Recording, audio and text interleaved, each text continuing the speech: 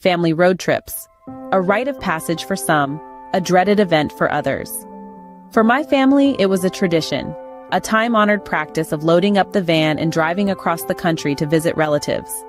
And as a 13-year-old, these trips were long, boring, and seemingly endless. Until one fateful night, on our way back from Kentucky to our home in New Mexico, our journey took an unexpected and eerie turn.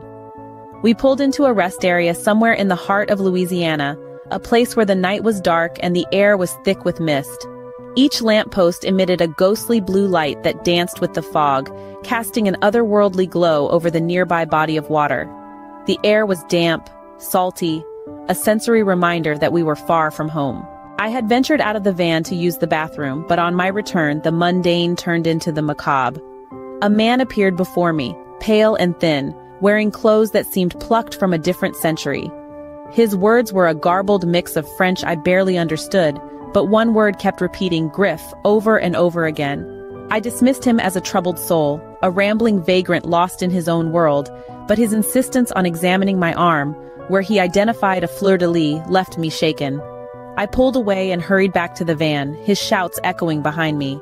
But when I turned to look back, he'd vanished, leaving only a wisp of smoke that mingled with the mist. My heart pounded as I relayed the encounter to my parents, their faces growing pale as I recounted his words. They told me a story, a local legend about a French slave master who was said to haunt these parts. His life ended by a vengeful slave's voodoo. The words "griff" and "fleur-de-lis" took on a new, chilling meaning. Griff, a term used for slaves of a certain skin color, not quite mulatto, but lighter. And the fleur-de-lis, a symbol of punishment, a branding for slaves who dared to run away. In that moment, the realization hit me like a cold wave. The ghostly man had mistaken me for a runaway slave, searching my arm for the telltale branding. That encounter, far from the mundane boredom of a family road trip, left a lasting imprint on my young mind. Now, as an adult, I steer clear of that part of Louisiana. The memories of that night, the eerie encounter with a figure from the past, have stayed with me. It's a reminder of the shadows that linger in the corners of our world, an echo of a dark chapter in human history, a chilling tale from a family road trip that turned into an unexpected ghost story.